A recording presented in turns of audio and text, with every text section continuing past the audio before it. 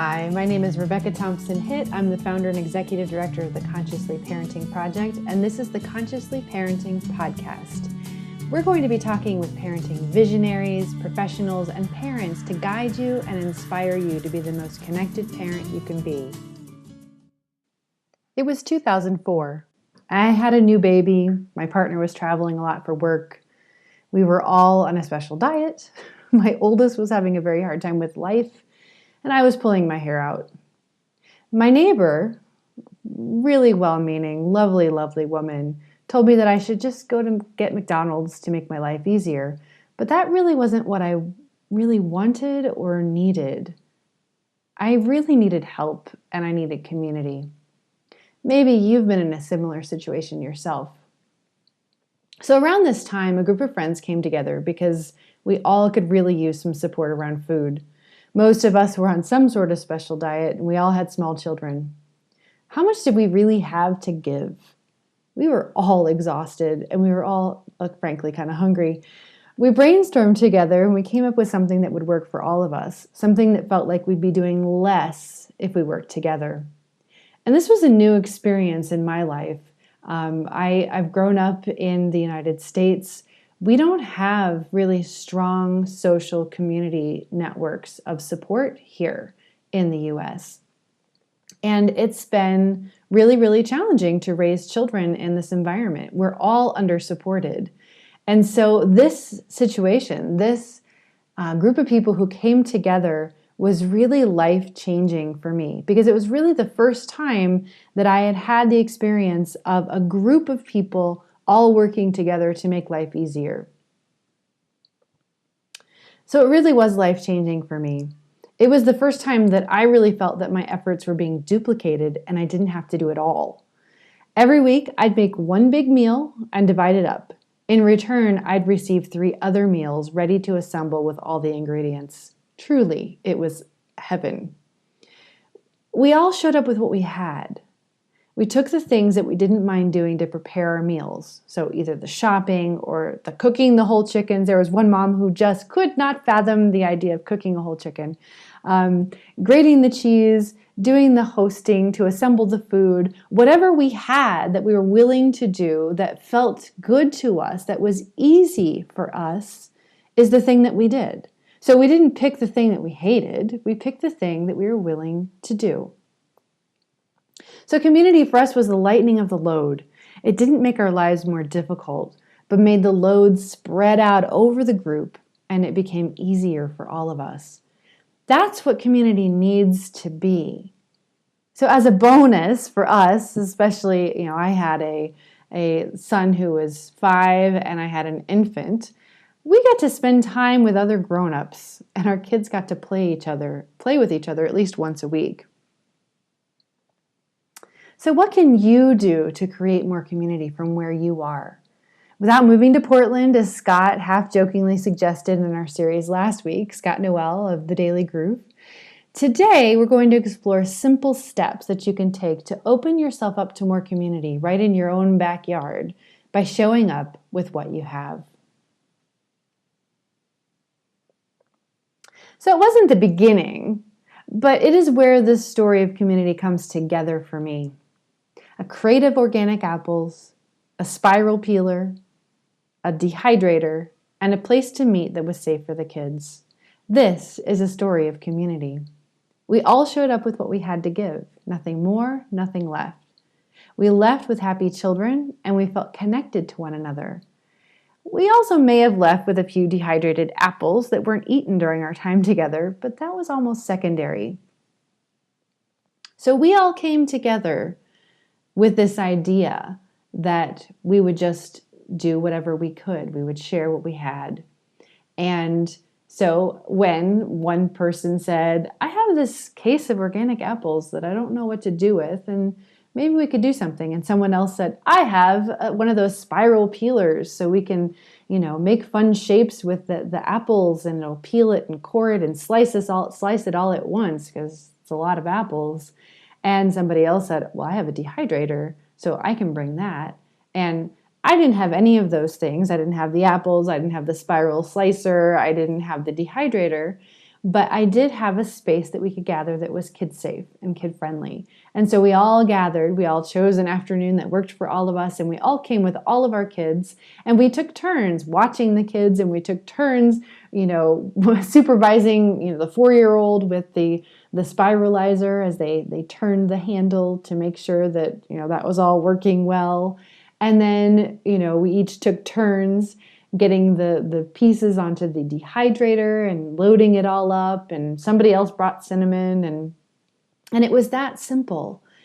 And I just keep coming back to this idea. Community feels so elusive, and it feels so challenging to come up with a way that it'll work to gather together with other people.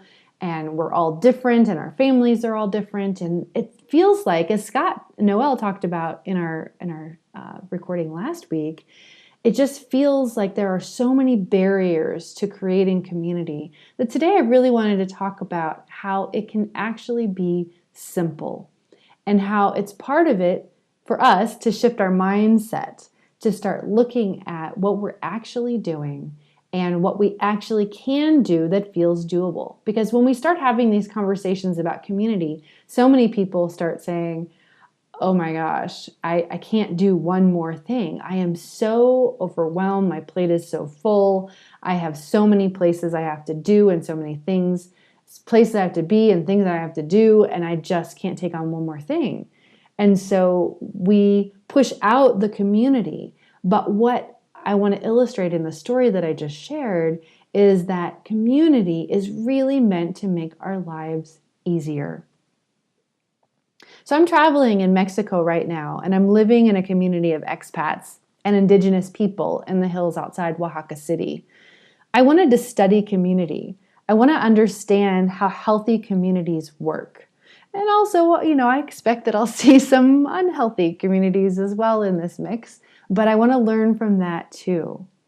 I expected to go up into the hills somewhere to find indigenous people who were still living in their own old traditions to really see community, but I was shocked to find it greeted me when I arrived. There's a group of people here who have come together, who wanted community in other places that they've lived, and they have created it together. So I've landed in this rich environment where community is everywhere. What I've seen is that everyone here shows up with what they've had. Nothing more, nothing less. My neighbors, Lucy and Mike, are from Texas, and they have a car, and they've offered to drive us places. My neighbor, Mary, from Chicago, has a casita and good internet. Woohoo! So she's offered keys to her casita and an open invitation that I could come to work there in a quiet space. They're simply showing up with what they have. I like to cook, so as soon as I figure out what ingredients are available and what I can make well here with what I have, I'll be cooking for these neighbors as a thank you. Because it's something that I have. It's something that I'm willing to share. I don't have to create a new skill or struggle to think of something to repay their kindness. There isn't an expectation that I do. But I will show up with what I have, and it will become clear to me at some point how I can contribute to this community. So my friend Deanne is the one who brought up this idea. We have been having a group of parents who've come together to really explore this idea of community. We are brainstorming, and we're talking about our barriers, and we're talking about where we get stuck. And all of us, just by giving more attention and intention to this idea of community, have been creating more community opportunities wherever we are. We're all seeing it. And Deanne came back onto our call this last week, and she said, what I'm really seeing is that if I just show up with what I have, with the skills that I have, with the things that I enjoy, other people are showing up. How powerful is that? We don't have to reinvent the wheel here. We need to just show up with what we have. Like so many of us, she didn't want to have someone do something for her that would feel like she needs to reciprocate when she can barely do what she needed to do for herself. And so this idea of just showing up with whatever she has and people just showing up for her is what's been happening. So it's a really powerful yet very simple idea. She gets to share her gifts, and others then share their gifts. So Scott Noel last week talked about a fabulous idea called Playborhood, where families could move their play equipment to the front yard and create a space for kids and parents to gather. This works great for those who have the space, the time, and the desire to do something like this, but it isn't for everyone. If this works for you, do it. It would be super awesome in the right location with the right people. But I encourage you to think of this. What can you easily do from where you are right now? So a friend of mine, Rachel, has a lovely space to offer where others can gather together. She's also really good at holding space for conversations. If she shows up and offers this to the people she knows, they might just show up with a casserole and a guitar to share their music. That's community. Maybe your gift is helping people feel welcome. So consider inviting other parents to meet at a child-friendly place, a park, a restaurant, or the beach. I'm a little, partial to Florida. And talk about what you're all needing. You might just find a way to help each other, just like my friends who cook together. Begin by asking what each person can easily share. Nothing more and nothing less. Just begin. It's as close as a case of apples, a spiral peeler, a dehydrator, and a space to gather to help with the kids. So begin this conversation with, what do you have to share? What are the things that come easily to you? Do you like being with children? Do you like to cook? Do you have a space in your home for gatherings? Do you know of a good spot? Are you good at organizing? Are you a teacher? Do you have something that you want to share? Do you love to garden? You begin to create a space for giving and receiving when you start with this question. You're creating a container. You're creating a space for community to emerge. And then the secondary question is, what do you need? What would make your life easier? Maybe it's food, like it was for me when I had a new baby. And frankly, it's something that always makes my life easier. Maybe it's help with the kids. Maybe it's a date night with your partner. Maybe it's an adult conversation without getting interrupted, if that is even possible. Start by identifying what you need and what could be helpful to you. Name it, if only for yourself. So many of us have never asked the question, what do I need? Many of us were never asked that question, what do you need, when you were growing up. And so as adults, we don't ask that question. So I want you to consider what it is that you need, and then just entertain the idea. Maybe it's a fantasy world right now for you, but entertain the idea that it's possible to get those needs met in community. So for me, I have a long history of starting groups to gather people together. This is what I do to bring people together. That's what I have. I'm good at it, and I really like creating those kinds of spaces. So it's what I've done over and over again for my own little group. I started with the Baby's First Supper Club, which was my attempt at finding other people who had a like-minded passion for the importance of the needs of early childhood, and also like to eat good, healthy food. And so we began by just gathering on a Sunday afternoon in a park, and I had a large group of families in a very short period of time who could gather on those values, who understood and really felt the importance of meeting the needs of our young children, and who really liked good food. We had so much good food. Then I started an Attachment Parenting International group. This was actually pretty close to the beginning of Attachment Parenting International. And then La Leche League. I moved to a new community. I started a new group.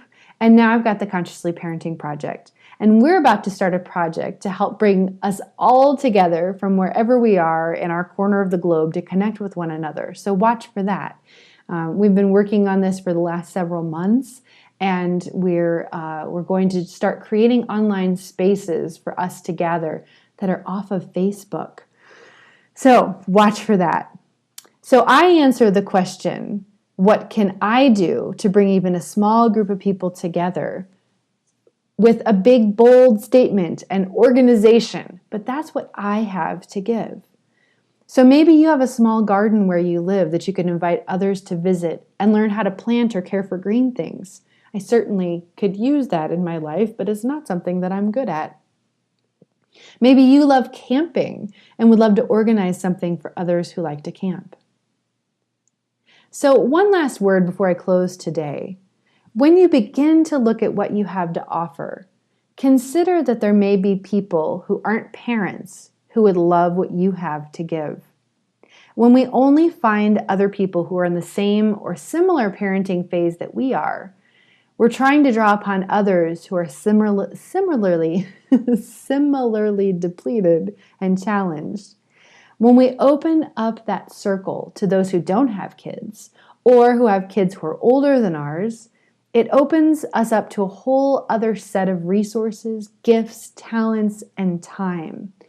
When I was working on my very first book, Consciously Parenting, What It Really Takes to Raise Emotionally Healthy Families, my editor doesn't have any kids. And as she was reading the section at the end of the first book on community, she said, "Oh my gosh, I understand now that I've read your book, I understand so much more about what I can do to help support other families. Even though I don't have any kids, I'm not married, I've got a couple cats, I have nieces and nephews, I have other small people in my life, and I could help my sister with her kids in a new way now.